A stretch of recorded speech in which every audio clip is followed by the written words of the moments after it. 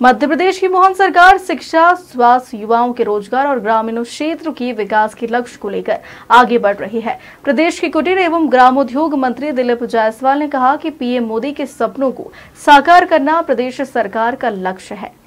प्रधानमंत्री नरेंद्र मोदी के local for local और आत्मनिर्भर भारत के संकल्प को मध्य प्रदेश सरकार धरातल पर उतार रही है।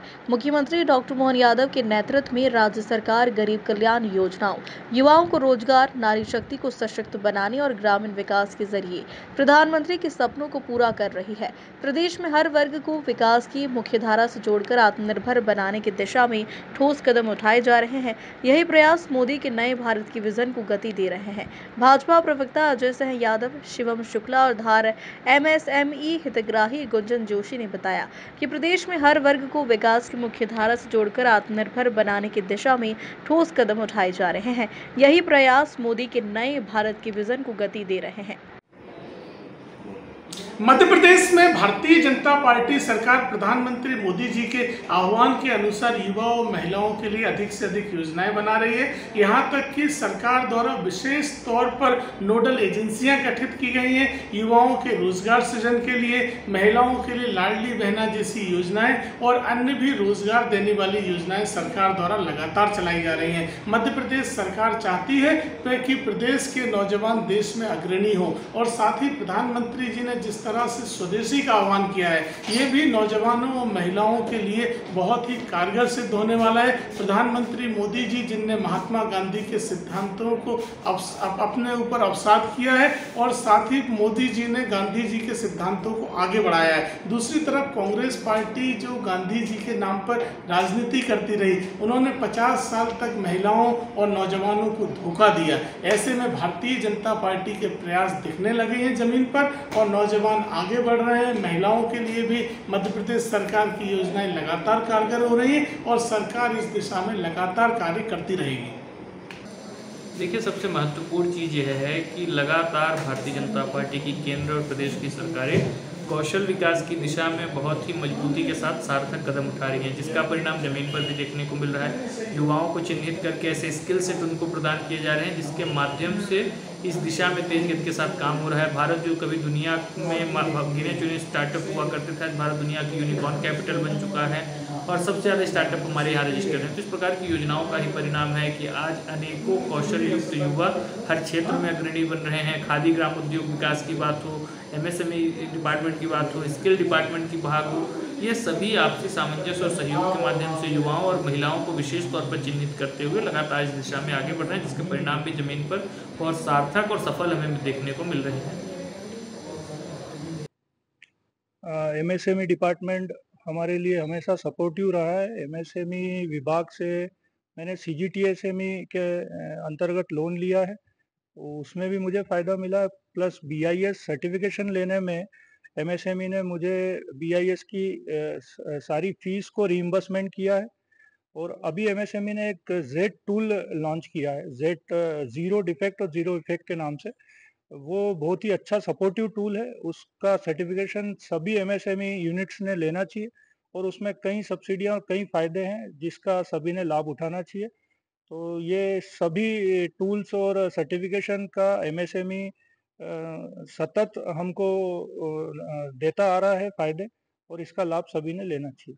अच्छा, इस तरह की मीन्स जो पर्टिकुलर पेरेंटल बिजनेसमैन नहीं है, जिसके पास पूंजी का बैकअप कैपिटल इतना नहीं है, वो एमएसएमई के इन टूल्स को यूज़ करके अपनी टेक्नोलॉजी अपग्रेडेशन, या कोई बंदा अगर नया स्टार्टअप लॉन्च करना चाहता है तो उसमें एमएसएमई बहुत ही सपोर्टिव है और उसकी सारी स्कीम्स, फंडिंग वगैरह सब है। एनएसआईसी है, एमएसएमई का ही डिपार्टमेंट है जो हमको ओडी देता है अपने ऑर्डर पे, और काफ़ी ऐसे डिपार्टमेंट है जो आपको फाइनेंशियली सपोर्ट करता है, टेक्निकल सपोर्ट जेड करता है, जेड सर्टिफिकेशन। ऐसे कई स्कीम और कई डिपार्टमेंट है एमएसएमई के अंतर्गत जो समय समय पे हमारे लिए बहुत सपोर्टिव है। अच्छा, आपके चैनल के माध्यम से गवर्नमेंट ने और डीपली इस पे स्टडी करके और नीचे से नीचे ट्राइबल एरिया तक ये चीज़ें पहुँचे और इस स्कीम का ज़्यादा प्रचार प्रसार हो ताकि लोगों को पता पड़े और ज़्यादा से ज़्यादा हमारे जैसे छोटे उद्योगपति, लघु उद्योग चलाने वाले लोग इसका फ़ायदा ले सकें। उसके लिए गवर्नमेंट को इसके प्रचार प्रसार पे ज़्यादा ध्यान देना पड़ेगा। मोहन सरकार में मंत्री दिलीप जायसवाल ने मध्य प्रदेश छत्तीसगढ़ की स्टेट हेड अम्बरीश शर्मा से अपनी प्राथमिकताओं, सरकार की योजनाओं और भविष्य की कार्य योजनाओं पर विस्तार से चर्चा की। उन्होंने कहा कि मुख्यमंत्री डॉक्टर मोहन यादव के नेतृत्व में प्रदेश सरकार जन कल्याण और विकास के संकल्प के साथ आगे बढ़ रही है। उनका विशेष ध्यान शिक्षा, स्वास्थ्य, युवाओं के रोजगार और ग्रामीण विकास पर केंद्रित है। राज्य मंत्री जायसवाल ने स्पष्ट किया है कि सरकार का लक्ष्य केवल योजनाओं की घोषणा करना नहीं, बल्कि उन्हें जमीनी स्तर तक लागू करना है। उन्होंने कहा कि आने वाले समय में प्रदेश की जनता को नई सौगातें मिलेगी। जनता की अपेक्षाओं पर खरा उतरना उनकी पहली प्राथमिकता है। उन्होंने विश्वास जताया है कि पारदर्शिता और जवाबदेही के साथ सरकार प्रदेश को विकास की नई ऊंचाइयों तक ले जाएगी। नमस्कार, मैं हूं अमरीश शर्मा और आप देख रहे हैं खबर मध्य प्रदेश। खास बातचीत के प्रोग्राम में आज हमारे साथ जुड़ रहे हैं मध्य प्रदेश सरकार के मंत्री दिलीप जायसवाल। आज हम उनसे बात करेंगे कि उन्हें जो भी जिम्मेदारी मिलती है वह कैसे बखूबी निभाते हैं। आइए आज हम उनसे खास बातचीत के इस प्रोग्राम में बात करते हैं। मध्य प्रदेश सरकार के एक पहचान के मोहताज नहीं है मंत्री जी, लेकिन आज हम उनके साथ बैठे हैं और खास बातचीत में आज हम उनसे बात करेंगे कि आज के वर्तमान स्थिति में मंत्री जी ने कैसा राजनीतिक सफर तय किया और इस राजनीतिक सफर में आज यहाँ तक पहुंचे हैं। तो पहले तो हमारे न्यूज़ चैनल में मंत्री जी आपका स्वागत है और हम आपको जो है इस खास बातचीत के प्रोग्राम में जोड़ रहे हैं। तो पहले तो हमारे न्यूज़ चैनल के माध्यम से क्या कहना चाहिए? चलिए, आपको पहले तो बहुत बहुत धन्यवाद दूंगा और आपके न्यूज़ चैनल के माध्यम से आप जो जानकारी चाह रहे हैं वो बतलाना चाहूंगा कि मैं राजनीतिक सफर जो है मेरा, वैसे तो मैं बाई बर्थ कह सकता हूँ अपने आप को कि मेरे अंदर राजनीति के प्रति काफी लगाव रहा। और मैं 1977 में जब जनता पार्टी बनी थी, उस वक्त कक्षा 10 में था मैं, तो उसका मैं पोलिंग एजेंट था। उसके बाद फिर मैं 81 में भारतीय जनता पार्टी की कॉलेज की पढ़ाई के बाद से सदस्यता लिया और तब से लगातार मैं पार्टी के लिए काम करता रहा हूँ और कार्यकर्ता के रूप में काम करता रहा, क्योंकि मेरा जो क्षेत्र था वो ट्राइबल क्षेत्र था। हमारे लिए कहीं पर भी ऐसा जनप्रतिनिधि के रूप में चुन करके आना कोई ऐसा दूर दूर तक संभव नहीं थी, क्योंकि वहाँ की नगर पालिका, जनपद, जिला पंचायत सब कुछ ट्राइबल के लिए आरक्षित था। ये संयोग है कि 1994-95 में जब नगर पंचायत का चुनाव शुरू हुआ तो एक वार्ड से मैंने भी लड़ा और चैलेंज में लड़ा कि वहाँ कांग्रेस के सबसे बड़े जो नेता थे उनके विरोध में कौन लड़ेगा, मैं लड़ूंगा। और सर्वाधिक वोट से जीतने के एक रिकॉर्ड भी बनाया पूरे जिले में पार्षद के रूप में 94-95 में। फिर इसके बाद अपन संगठन का काम लगातार करते रहे और वहां से फिर अपन विधायक भी जिताए। 90 में जब जनता दल से और भारतीय जनता पार्टी का समझौते में चुनाव लड़ी गई थी 1990 का, उस समय शहडोल संसदीय क्षेत्र में एक संसदीय क्षेत्र था और 8 विधानसभा था। पार्टी ने 1 लोकसभा और 3 विधानसभा जनता दल को दिया था और 5 विधानसभा भाजपा ने लड़ी थी। उसमें से कोतमा विधानसभा भारतीय जनता पार्टी के समझौते में आया था, लेकिन फिर भी जनता दल के लोगों ने समझौते को तोड़ करके निर्दलीय अपना प्रत्याशी लड़ाया था, श्री जयसिंह मरावी जी, जो वर्तमान में स्वयं भाजपा में और भाजपा से लगातार 6 बार विधायक रहे वो। तो उनके विरुद्ध हम लोगों ने लड़ा था, कांग्रेस और जनता दल दोनों से लड़ाई लड़के फिर भी, लेकिन अपन जीते थे और पहली जीत उस विधानसभा से 1990 में हुआ हमारा। उसके बाद से हम 93 को छोड़ दें, बहुत कम वोटों से 1700-1800 वोट से हमारे थे, उस वक्त हम कभी भी पीछे नहीं हटे, हमेशा लगातार जीतते आ रहे हैं। अच्छा, आपके राजनीतिक क्षेत्र में आप लगातार जीतते आ रहे हो और अच्छी आपकी सोच रही। आपको वर्तमान में जो है सरकार ने एक मंत्री पद दिया है, उसमें आप क्या कहना चाहेंगे? क्योंकि मंत्री पद मिलने के बाद उसकी योजनाओं को लेके क्या कहेंगे आप? देखिए, फिर जैसा मैंने बताया कि हम जीतते आ रहे, फिर 2008 में परसीमन में वो जनरल सीट हुई, पार्टी ने मुझे टिकट दिया, पार्टी के प्रति आभारी, उससे फिर कार्यकर्ता और पार्टी सबने जिता के भी भेजा। फिर उसके बाद 13 में मुझे ड्रॉप की, 18 में अपन ने लड़ा लेकिन हारे। फिर इस बार चुनाव पार्टी ने फिर टिकट दिया अपन ने।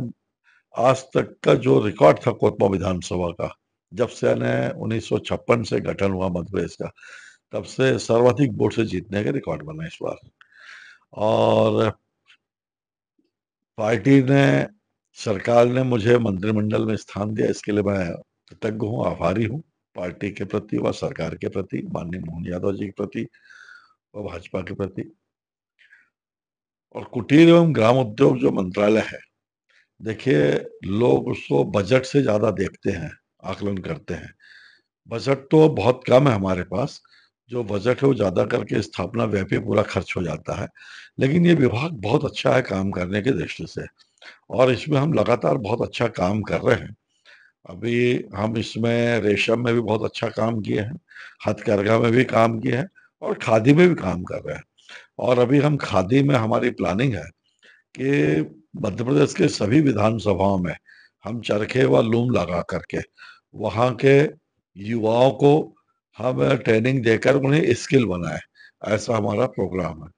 मैं आपको बताना चाहता हूँ कि हमारे विभाग जो है, हथकरघा विभाग, प्रधानमंत्री जी का जो विश्वकर्मा योजना है, उस योजना पे हम रजिस्ट्रेशन भी हम ही करते हैं।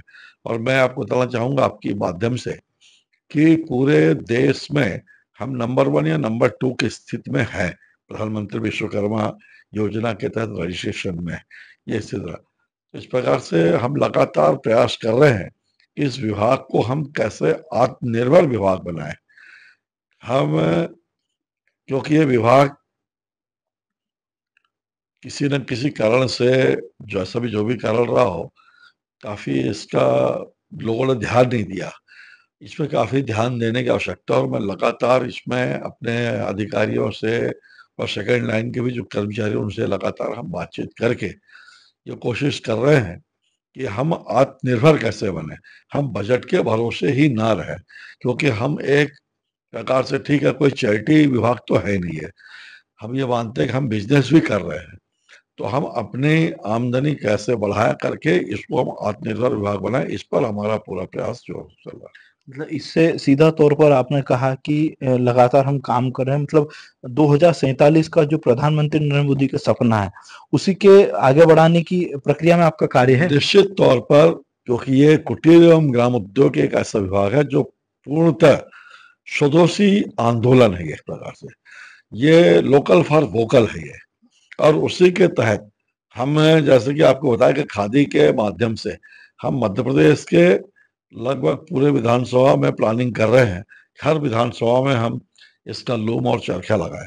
अभी पायलट प्रोजेक्ट के रूप में हम अभी अनूपपुर जिला और उज्जैन जिला को हम ले रहे हैं कि वहां पर हम चरखे और लूम लगाए, और फिर आगे भी जैसे हमारे पास उपलब्धता होगी तो हम आगे भी और भी जिलों में हम शुरू करेंगे। और ये खादी एक वस्त्र नहीं है, एक विचार है, प्योर कॉटन, और इसको हम चाहते हैं कि सभी लोग यह उपयोग करें। और जो विभाग भी है, चाहे वो महिला बाल विकास हो, चाहे वो अपना पुलिस डिपार्ट हो, या अपना ट्राइबल डिपार्ट हो, जो भी बच्चों को भी सभी जगह पर ड्रेस का है, वर्दी का है, जहां पर भी है, चाहे जेल डिपार्ट हो, वहां पर भी हम इन चीजों को देख करके और लोगों को प्रेरित करेंगे कि खादी के वस्त्र, प्योर कॉटन के वस्त्र को उपयोग कर रही है, और लोकल फॉर वोकल, स्वदेशी को अपनाएं, ये हम चाहते हैं। तो ये थे हमारे साथ मंत्री जी, जिन्होंने बताया कि लोकल फॉर वोकल और स्वदेशी को अपनाने की जो प्रक्रिया है इनकी जारी रहेगी। और इसी के साथ मैं खबर मध्य प्रदेश के लिए स्टेट हेड अमरीश शर्मा।